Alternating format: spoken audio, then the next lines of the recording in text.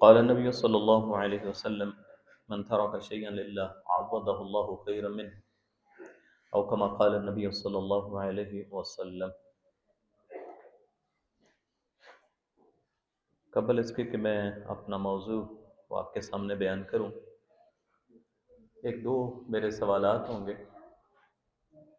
اگر آپ جواب دیں تو بڑا اچھا ہوگا۔ عادت اور عبادت میں کیا فرق ہے؟ کسی بھائی کے علم میں ہو کہ عادت اور عبادت دونوں میں کیا فرق ہے؟ عادت وہ جو انسان کی جبلت ہے اس میں کرنی ہے، اور عبادت وہ ہے جو جبلت کے ساتھ اگر ہم سنت کو کرتے ہیں ساتھ اللہ تعالیٰ کی نعمت دیکھتے ہیں۔ ماشاء اللہ جی۔ عادت روٹین وائز کوئی کام کرنا، ہماری عادت ہے، ہم یہ کر رہے ہیں۔ عبادت میں جو سمجھتا ہوں کہ عبادت یہ ہوتی ہے کہ انسان سمجھ کے کرے کہ میں اب نماز پڑھ رہا ہوں، یہ میں عبادت کر رہا ہوں، کس کی کر رہا ہوں، کیوں کر رہا ہوں، یہ سوالات میرے دل میں آنے چاہیے۔ میں آ کے کھڑا ہو گیا ہوں اور میں نے نماز شروع کر دی ہے۔ نبی کریم صلی اللہ علیہ وسلم یہ فرماتے ہیں کہ جب بندہ نماز شروع کرتا ہے نا تو انما هو یناجی ربہ، اپنے رب سے باتیں کر رہا ہوتا ہے، سرگوشیاں کر رہا ہوتا ہے۔ تو ہماری نا عبادات بھی عادت بن چکی ہیں، عادت ہے، ہمیں نماز پڑھنے کی عادت بن چکی ہے 5، لیکن وہ عبادت جو اللہ تبارک و تعالیٰ کو چاہیے نا وہ نہیں نظر آتی۔ مطلب 40 سال ہو گئے، 30 سال ہو گئے نماز پڑھتے ہوئے، کتنے میرے بھائی ہیں جن کو نماز کا صحیح معنوں میں ترجمہ آتا ہو، کیونکہ وہ اپنے رب سے باتیں کر رہا ہے، پتہ تو ہو میں رب سے کیا بات کر رہا ہوں۔ ہاں جی، میرے کوئی کان میں آ کے سرگوشی کرے، وہ 5 منٹ لگا رہے، بعد میں پوچھوں کہ بھائی کیا کہا، تو کیا خیال ہے اس کے اوپر کیا گزرے گی؟ بھائی میں 5 منٹ ویسے ہی لگا رہا۔ تو یہ میری پہلی تھوڑی سی گزارش اور عرض آپ بھائیوں سے کہ ہم اپنی عبادات کو عادت نہ بنائیں، ہم اپنی عبادات کو عادت نہ بنائیں کہ بس ٹھیک ہے جی نماز پڑھنی، آ کے کھڑے ہو گئے، اللہ اکبر، امام نے کہا ہم نے بھی کہا، امام نے اللہ اکبر کہا رکوع میں چلے گئے ہم بھی چلے گئے۔ نہیں، عبادت سمجھیں، اس کو پتہ کریں کہ یہ میں کیا کر رہا ہوں، کیوں کر رہا ہوں، میں اب رب کے سامنے کھڑا ہوں تو کیا رب سے باتیں کر رہا ہوں۔ روزہ یہ بھی کیا ہے؟ عبادت۔ روزہ یہ عبادت ہے۔ اب روزہ ہم کیوں رکھ رہے ہیں؟ اللہ کا حکم مان کے، سارا دن حلال چیزوں کو چھوڑا، حرام چیزوں کو چھوڑا اور شہوات کو چھوڑا۔ نبی کریم صلی اللہ علیہ وسلم یہ فرماتے ہیں کہ اللہ یہ کہتے ہیں یدع طعامہ و شرابہ و شہواتہ من اجلی، میری وجہ سے یہ سارا کچھ چھوڑ دیتا ہے، کھانا پینا چھوڑ دیتا ہے، تنہائیوں میں ہوتا ہے، علیحدگیوں میں ہوتا ہے، پوشیدگیوں میں ہوتا ہے، نہیں کھا رہا، نہیں پی رہا، کیوں؟ اللہ کا حکم مان کے۔ صرف یہ 2-4 باتیں اس کے متعلق عرض کر کے اپنی بات ختم کروں گا۔ کیا میں اپنی زندگی کی روٹین ایسی بنا سکتا ہوں؟ میں رمضان کا پورا مہینہ صرف اس لیے نہیں، حلال چیزوں کو بھی نہیں لے کے آ رہا اپنی زندگی کے اندر، جو چیزیں حلال تھیں، پینا حلال ہے، کھانا حلال ہے، لیکن اللہ نے منع کیا، میں رک گیا ہوں۔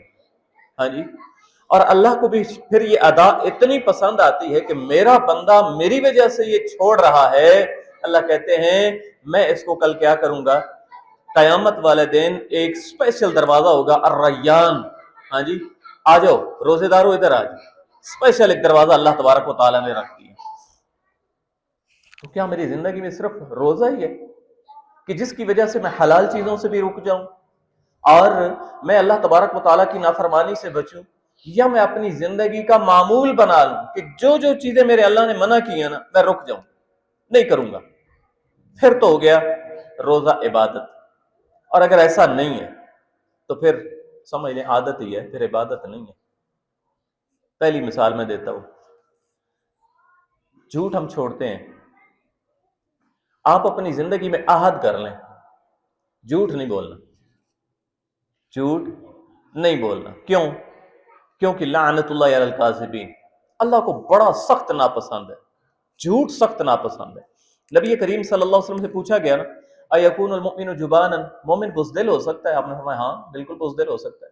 مومن کنجوس ہو سکتا ہے، بخیل ہو سکتا ہے۔ مومن جھوٹا ہو سکتا ہے؟ آپ نے فرمایا نہیں، مومن جھوٹا نہیں ہو سکتا۔ نکال دیں اپنی زندگی سے جھوٹ کو، سمجھ لیں کہ میں نے جو روزہ پورا مہینہ اللہ نے پریکٹس کروائی ہے نا مجھے، کہ یہ بندہ تو ساری چیزیں حلال بھی چھوڑ کے بیٹھا ہوا تھا صرف ایک اللہ کا حکم مان کے۔ بنا لیں اپنی زندگی کا معمول۔ شیطان آتا ہے میرے پاس، جھوٹ نہیں بولے گا، چھٹی کہاں سے ملے گی؟ چھٹی نہیں دینی اگلوں نے، جھوٹ بولے گا، شیطان آئے گا میرے پاس، آپ کے پاس۔ ہاں جی، یہ بچے کی تو عمر صحیح لکھوا دے گا، کل بچہ میٹرک کرے گا، یہ تو جلد اس کی عمر زیادہ ہو جائے گی، پھر کہیں پہ اپلائی نہیں کر سکے گا، لہذا جھوٹ بول یہاں پہ بھی۔ ہاں جی، شیطان شروع سے پریکٹس کرواتا ہے، ہمیں لے کر آتا ہے ادھر۔ اور اس کے مقابلے میں سچ کی طرف ہم آتے ہیں۔ نبی کریم صلی اللہ علیہ وسلم کیا فرماتے ہیں؟ جھوٹ کیا کرتا ہے؟ یہ ہدی الی الفجور، گناہوں کی طرف لے کے جاتا ہے۔ ظاہر ہے ایک جھوٹ کو چھپانے کے لیے پھر 100 جھوٹ اور بولنے پڑتے ہیں، جھوٹ کے اوپر جھوٹ بولتا جائے گا، اور یہ گناہوں کی طرف، اور گناہ کیا ہے؟ انسان کو جہنم کی طرف لے کے جاتے ہیں۔ آپ نے اپنی زندگی میں عہد کر لیا سچ بولنا ہے، بس۔ اللہ ناراض ہوتے ہیں جھوٹ پہ۔ روزے میں پورا دن آپ نہیں پیتے، آپ نہیں کھاتے، صرف اس لیے کہ اللہ ناراض ہوتا ہے، اللہ کا حکم ماننا ہے۔ تو میرے بھائی، جیسے اللہ یہاں پہ ناراض ہوتا ہے، اللہ وہاں پہ بھی ناراض ہوتا ہے۔ اللہ تبارک و تعالیٰ وہاں پہ بھی ایسے ہی ناراض ہوتے ہیں۔ تو آپ اپنی زندگی کے اندر سچ لے کے آتے ہیں، سچ آئے گا نا تو کیا آئے گا؟ برکتیں آ جائیں گی، برکتیں آئیں گی۔ نبی کریم صلی اللہ علیہ وسلم کیا فرماتے ہیں؟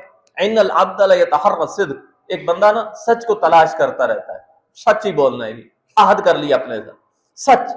حتی یکتب عند اللہ صدیقہ، ایک وقت آتا ہے نا اللہ کے پاس صدیق لکھ دیا جاتا ہے، بڑا سچ بولنے والا بندہ۔ اللہ، کیا مقام ہوگا اس بندے کا جس کا اللہ کے پاس لکھ دیا جائے کہ یہ بندہ سچا ہے جناب، سچ بولنے والا ہے۔ اور سچ کیا ہوگا؟ نبی کریم صلی اللہ علیہ وسلم کیا فرماتے ہیں کہ آپ کو ان الصدق یہدی الی البر، سچ جو ہے نا وہ نیکیوں کی طرف لے کے جائے گا آپ کو، اور نیکیاں آپ کو جنت کی طرف لے کے جائیں گی۔ کمپیئر کریں تھوڑا، آپ نے جھوٹ کو چھوڑا، من ترک شیئا للہ، اللہ کی رضا کے لیے چھوڑ دیا، پھر آپ علیہ السلام یہ کہتے ہیں کہ عوضہ اللہ خیر من، اللہ آپ کو اس کا بہترین نعم البدل دیں گے، بہترین نعم البدل۔ آپ نے تجارت میں جھوٹ کو نکال دیا، آپ سچ کو لے آئے۔ آپ علیہ السلام کیا فرماتے ہیں؟ البیعان بالخیار، دو تجارت کرنے والے اختیار کے ساتھ ہوتے ہیں۔ فَإِن صَدَقَا وَبَيَّنَا، دونوں سچ بولتے ہیں اور چیز کی حقیقت کو بیان کر دیتے ہیں۔ بھائی میں یہ گاڑی بیچنے لگا ہوں، اس کے اندر یہ فالٹ ہے، ہاں جی، یہ پانی بھی کم کر دیتی ہے، تھوڑا بہت موبائل بھی کھا لیتی ہے، یہ نقائص ہیں اس کے اندر۔ آپ نے سچ بول دیا، ظاہری طور پہ پرافٹ کم آ رہا ہوگا، شاید نقصان میں بھی آپ آ رہے ہوں گے، لیکن بورک لہما فی بیعہما، آپ نے جو خرید و فروخت کی اللہ کی طرف سے برکت آئے گی۔ اور پیسہ زیادہ ہونا یہ کوئی کمال نہیں ہے، اصل یہ ہے کہ اس کے اندر اللہ کی طرف سے برکت ہو۔ بعض آپ لوگ دیکھتے ہیں نا تو تھوڑی تنخواہ ہوتی ہے لیکن بڑے محنتی اور بڑے مخلص اور سچے لوگ ہوتے ہیں، وہ ہم سے بڑی اچھی زندگی گزار رہے ہوتے ہیں۔ کیوں؟ کیونکہ سچائی کے ساتھ برکت آ گئی۔ اور اگر جھوٹ ہے، وَإِن كَذَبَا وَكَتَمَا، جھوٹ بولا، چیز کی حقیقت کو چھپایا، مُحِقَتْ بَرْکَتُ بَیعِہِمَا، اللہ وہاں سے برکت کو ہی اٹھا لیتے ہیں۔ پیسہ تو آ گیا، گھر پہنچا، بچہ بیمار ہے، لے کے جاؤ جی ہاسپٹل، وہاں سے واپس آیا، اب بیگم کی طبیعت خراب ہے، اس کو لے جاؤ، برکت نہیں ہوگی اس پیسے کے اندر۔ ہاں جی، تو اصل چیز تو برکت ہے، پیسہ نہیں ہے برکت۔ پیسہ یہ کچھ نہیں ہے، اصل اس کے اندر اللہ تبارک و تعالیٰ کی طرف سے برکت ہے۔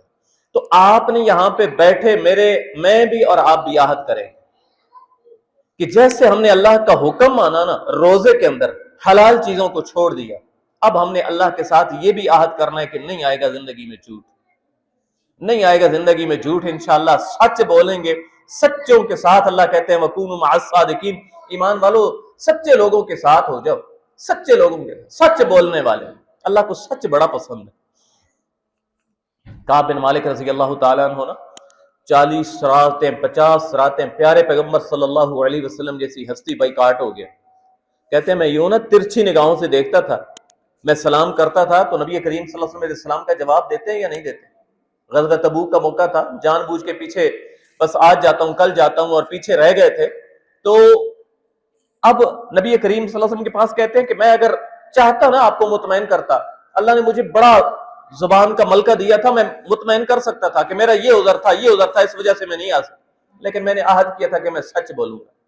40 سے 50 راتیں پیارے پیغمبر صلی اللہ علیہ وسلم کا سوشل بائیکاٹ ہو گیا. آپ علیہ السلام نہیں بات کر رہے, صحابہ آپ کے ساتھ ہی نہیں بات کر رہے, آپ کا چچا زاد بھائی ہے اس کو یہ کہتے ہیں کہ تو نہیں جانتا میں اللہ کے رسول صلی اللہ علیہ وسلم کا سچا صحابی, ہاں جی میں سچا ایمان لانے والا ہوں, تو بھی نہیں میرے پاس ساتھ بات کرتا.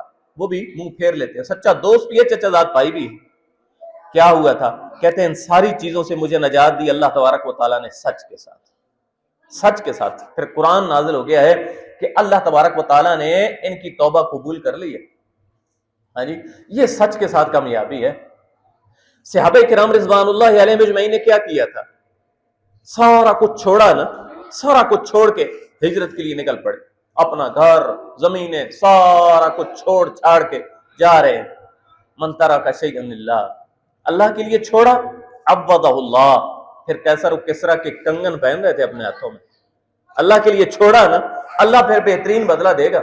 یہ اپنے اور میں نے اپنے اذہان میں بٹھانا ہے کہ اللہ میرا اور آپ کا چھوڑنا کسی چیز کو اللہ کی رضا کے لیے, اللہ کے ڈر سے. ہاں جی آپ کیا سمجھتے ہیں, آپ اپنی دکان کو بند کر کے اللہ کے گھر میں آتے ہیں تو آپ کا یہ آنا فضول کا ہے. آپ یہ سمجھتے ہیں کہ میرا کوئی کاروبار ڈسٹرب ہوگا, میرا کوئی بزنس ڈسٹرب ہو رہا ہوگا, میرے گاہک واپس جا رہے ہوں گے. نہیں, وہ اللہ تبارک و تعالیٰ تو اتنا بندوں کا قدردان ہے کہ ایک مرغ جو ہے نا وہ آزان دیتا ہے نا, صرف ایک مرغ آزان دیتا ہے. ہاں جی تو نبی کریم صلی اللہ علیہ وسلم کی زبان سے یہ کہلوا دیا کہ لا تسب الدین. یہ جو ککڑ ہے نا مرغ, اس کو برا بھلا نہیں کہہ رہا. کیوں؟ کیونکہ یہ اللہ کی تسبیح کر, ایک جانور اللہ کی تسبیح کرے تو اس کی یہ عظمت اللہ کے ہاں, اللہ اتنا قدردان ہے. آپ اللہ کے لیے وقت نکالیں گے تو آپ کا وقت ضائع ہو جائے گا. ایسا نہیں ہو سکتا, ایسا نہیں ہو سکتا. تو جب آپ نے اللہ کی رضا کے لیے کچھ چھوڑا ہے اور صرف اللہ سے ڈر کے چھوڑ دیا ہے, اللہ سے ڈر کے چھوڑ دیا ہے, من یتق اللہ یجعل لہ مخرجا, اللہ کا یہ وعدہ ہے کہ اللہ سے ڈر کے آپ نے کچھ چھوڑ دیا ہے, یجعل لہ مخرجا, آپ کی کتنی پریشانیاں, آپ کی کتنی تکلیفیں, آپ کے دکھ, آپ کے مصائب, اللہ ان کو ویسے ہی دور کر دیں گے. وَيَرْزُقْهُ مِنْ حَيْثُ لَا يَحْتَسِبُ, اللہ آپ کو رزق وہاں سے دیں گے جہاں سے آپ کے وہم و گمان میں بھی نہیں. وَأَمَّا مَنْ خَافَ مَقَامَ رَبِّهِ وَنَهَى النَّفْسَ عَنِ الْهَوَىٰ, آپ نے خواہشات کو چھوڑ دیا, نہیں ماننی اپنے دل کی, نہیں کرنی اپنی مرضی, اپنے رب کی ماننی ہے. کیا ہوگا؟ فَإِنَّ الْجَنَّةَ هِيَ الْمَأْوَىٰ, آپ نے یہ کچھ کیا اور اللہ آپ کی قدر نہیں کرے گا. نہیں, اللہ کہتے ہیں میں آپ کو جنت دوں گا, جنت. اور جنت کون سی ہے؟ آج تک کسی آنکھ نے دیکھا نہیں, کسی کان نے اس کی نعمتوں صفات کے بارے میں سنا نہیں, سننا تو دور کی بات, دل میں خیال بھی نہیں پیدا ہو سکتا کہ وہ کیسی جنت ہے اللہ تبارک و تعالی. لیکن ہوگی کس کے لیے؟ من خاف, ڈر گیا نا, پورا دن نہیں پیا نا پانی, کلی کی مجال ہے پانی اندر لے کے جائے. کتنے لوگ آ جاتے ہوں گے شیخ صاحب کے پاس, شیخ صاحب کو تھوک اندر بن جاتی ہے, تھوک دیا کریں گے باہر یا اندر لے جائیں. اتنا ڈرتا ہے روزہ نہ ضائع ہو جائے.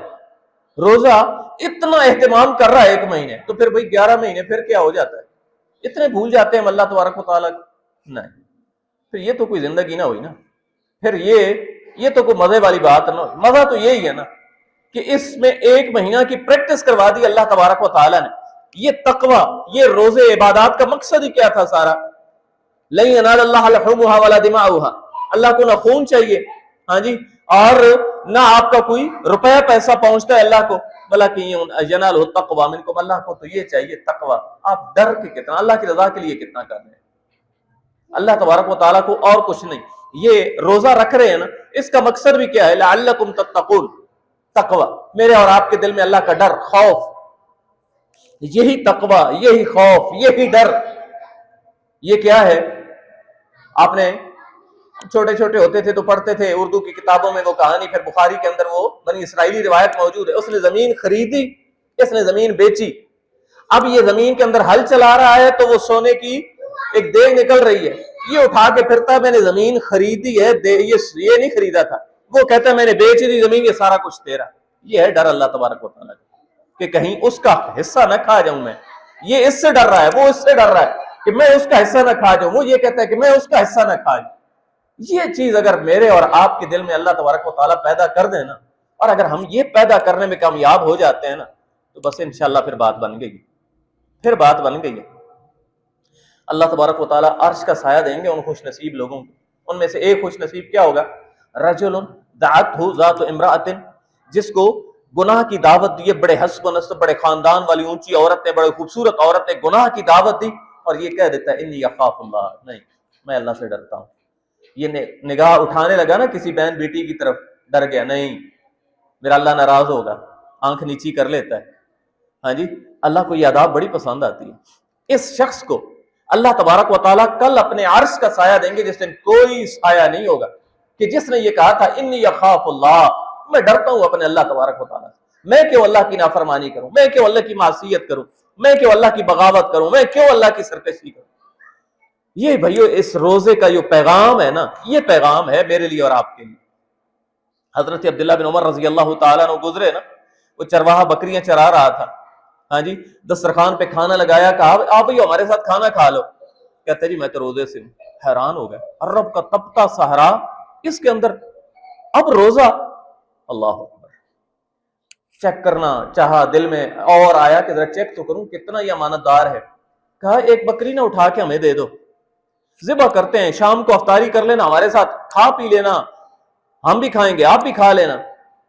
کہا جی نہیں، میں تو چرواہا ہوں، بکریاں کسی اور کی ہیں، میرے مالک کی ہیں۔ کہا کیا ہو گیا؟ جا کے بتلا دینا، پہاڑ سے گری مر گئی، پیڑی آیا اٹھا کے لے گیا، 100 بہانے کوئی بھی کر دینا، ہمارے پاس ایسے ہی بہانے ہوتے ہیں نا، ہاں جی۔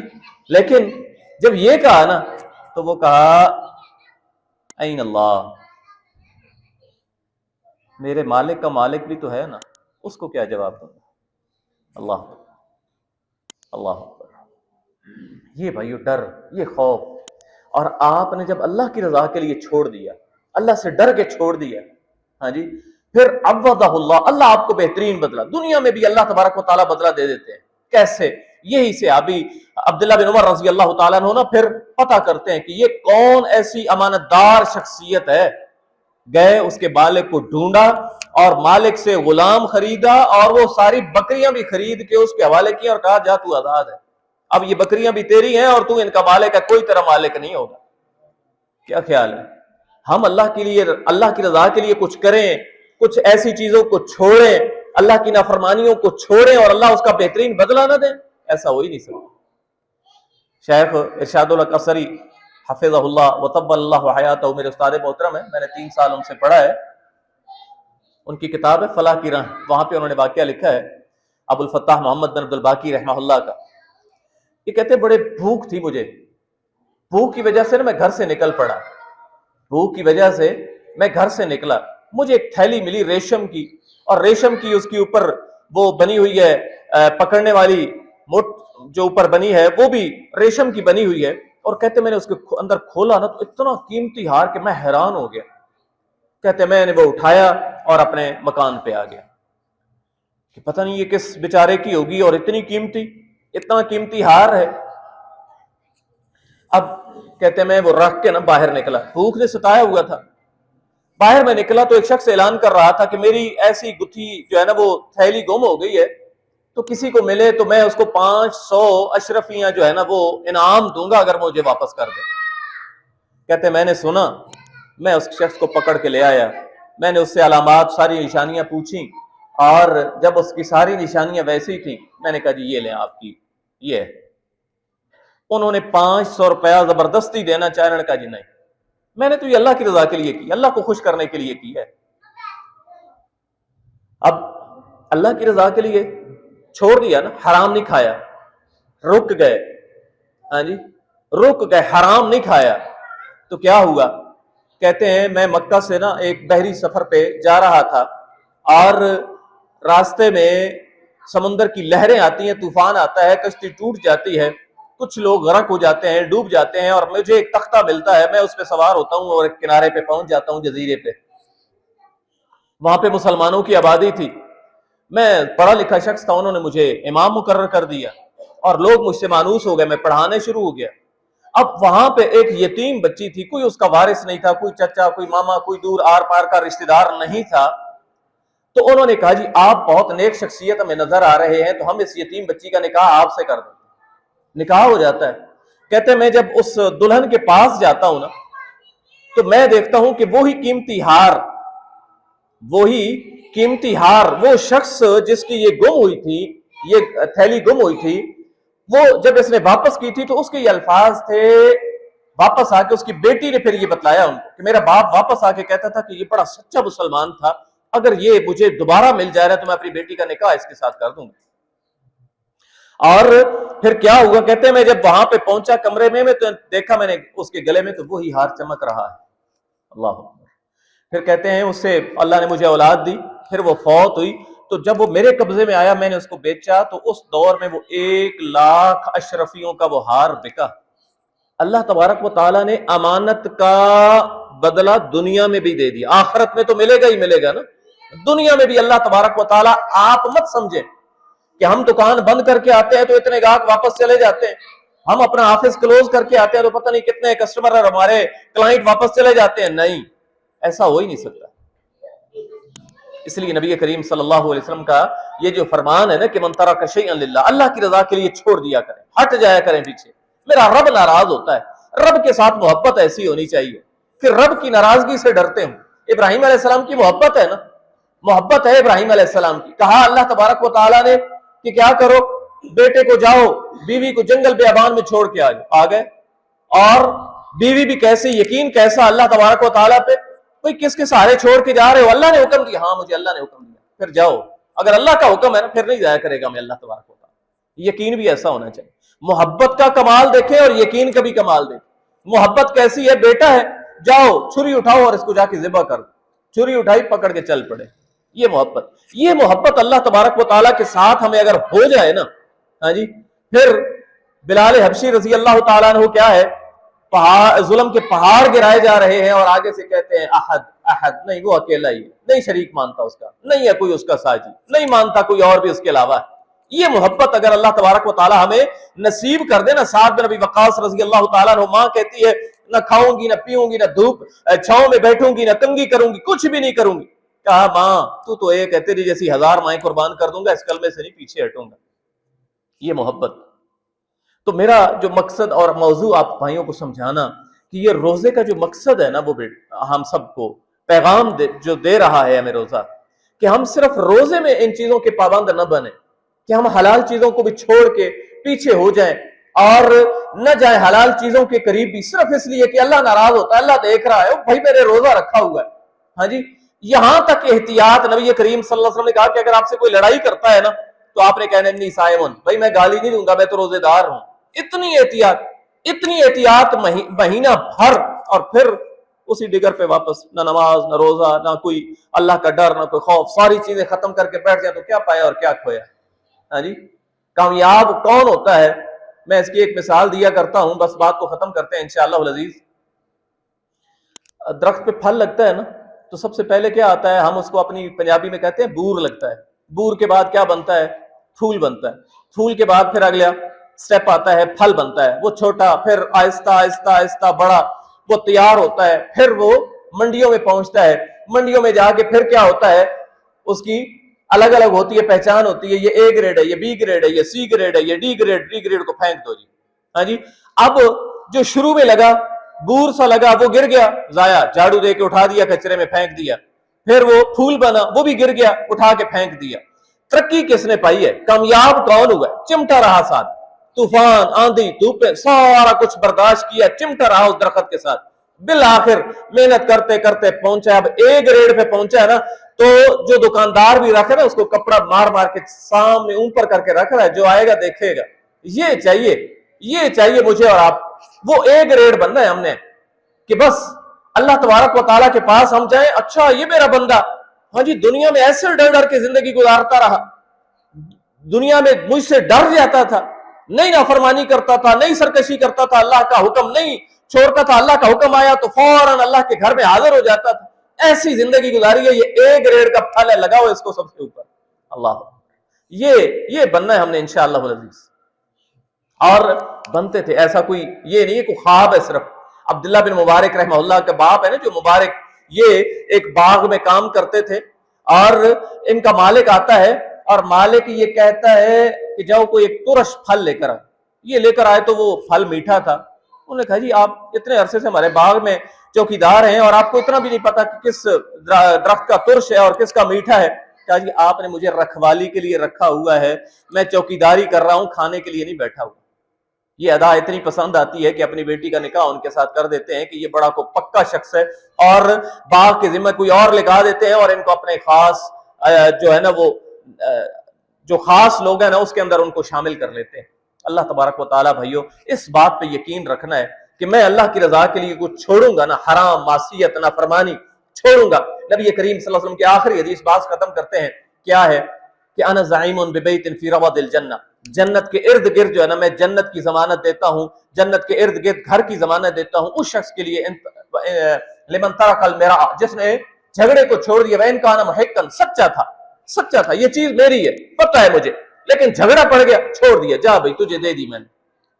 اللہ تبارک و تعالیٰ آپ نے یہ کام کیا اللہ کی رضا کے لیے, ما تواضع احد للہ الا رفعہ اللہ, اللہ کی رضا کے لیے جھک جاتے ہیں, اللہ بلندیاں دیتا ہے.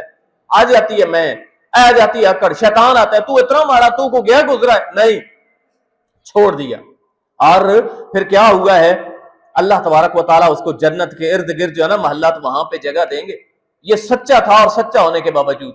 اور دوسرا وہ بھی بیتن فی ربض الجنہ وہ بھی بیتن فی وسط الجنہ, جنت کے درمیان میں گھر کی ضمانت اس کے لیے جو جھوٹ کو چھوڑتا ہے مذاق میں بھی چھوڑ دیتا ہے, اتنا چھوڑتا ہے کہ مذاق میں بھی جھوٹ نہیں. اور تیسرا اعلیٰ, جنت کے اعلیٰ کے اندر اس کو گھر ملے گا, جنت میں سب سے اوپر والا گھر اس کا ہوگا. کون؟ لمن حسن خلقہ, جس کا اخلاق سب سے عمدہ ہوگا, جھوٹ نہیں بولتا, غیبت نہیں کرتا, چغل خور نہیں ہے, کسی کا حق نہیں دباتا, کسی کی طرف غلط نگاہ نہیں اٹھاتا, ملاوٹ نہیں کرتا, نہ کسی کی جو ہے نا غیبت کرتا ہے, نہ کسی کے پیچھے کوئی باتیں کرتا ہے. یہ اعلیٰ اخلاق اور عمدہ اخلاق یہ اس کا اللہ تبارک و تعالیٰ نے اس کو دے رکھا ہے. تو یہ سب سے جنت کے اندر اعلیٰ گھرانہ اس کو ملنے والا ہے. یہ میرے درس کا خلاصہ یہی ہے کہ میں اور آپ اپنی زندگی کے اندر معمول بنائیں, جب بھی اللہ کی نافرمانی ہوگی ہم پیچھے ہٹ جائیں گے کہ نہیں میرا رب ناراض ہوتا ہے, میرا رب اس سے میرے رب کو ناپسند ہے, یہ بات ہم پیچھے ہٹیں گے انشاءاللہ العزیز بہترین اللہ تبارک و تعالیٰ بدلہ دیں گے دنیا میں بھی اور آخرت میں تو یقیناً بدلے ہی بدلے ہیں. اللہ تبارک و تعالیٰ عرش کے سائے بھی دینے والے ہیں, اللہ جنتوں کا سایہ بھی دینے والے ہیں, اللہ انبیاء صدیقوں اور شہداء اور صالحین کا بھی ساتھ دینے والے ہیں. لیکن کوالٹی یہ ہوگی تو تب یہ اے گریڈ بنیں گے تو تب انشاءاللہ العزیز یہ سارا کچھ ملے گا. اللہ مجھے اور آپ کو قرآن و سنت سمجھنے اور اس پر عمل پیرا ہونے کی توفیق نصیب فرمائے.